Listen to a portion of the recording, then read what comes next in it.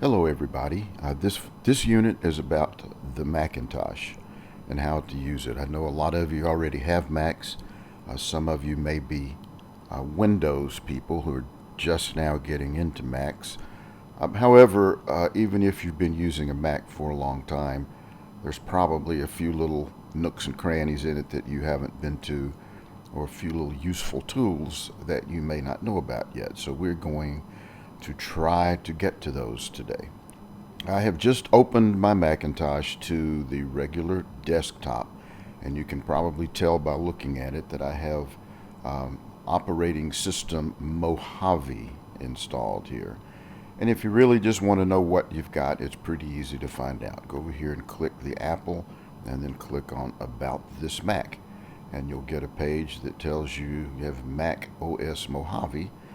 And I use beta versions, so this particular one I actually just installed this morning. So this is actually the absolute very latest version of the operating system that there is. Some of the other things that you might can tell from the screen, of course, it tells you a little bit about it. I'm using my personal MacBook Air, which is 13 inches from early 2015. I have a processor in it. It's got the Intel Core i8, i6, whatever that says. It's got 8 gigabytes of memory in it. The startup disk is called Macintosh HG. Tells you about the graphics. It gives you the serial number. Then if you really want to know even more about it, you can click the little button that says System Report, and it's going to open all of this stuff. The model identifier, MacBook Air 7,2. This is useful when you want to do upgrades. They'll frequently ask you what model Mac you have, and that's the way you would identify it. That is the information they would need to tell you which new hard drive or which new memory or whatever you need to put in it. And if you keep looking over here, you'll see there's a number of things. This is all about hardware right here. For example, this is the audio devices and drivers that are put into it already.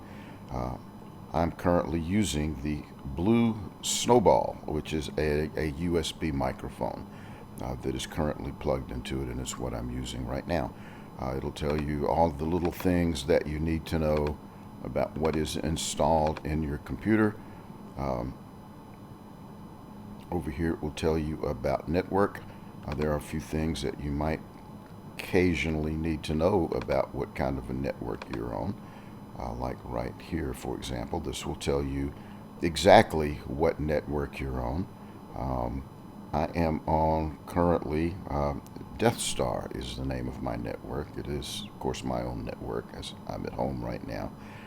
And my router is this particular Aris model that it describes down there. This is all the little cards and the little USB things. The Airport Extreme is a card that's in your computer. This is your computer's MAC address. If you'll look back in lesson number 1 or 2 or whatever, I talk about MAC addresses, so you'll know exactly what this is. This is the address that identifies my computer on the network as compared to any other computer. This is theoretically a unique number that no other computer would have. And then if you look down, there's all about software here, and you can find out what software that you have in your computer.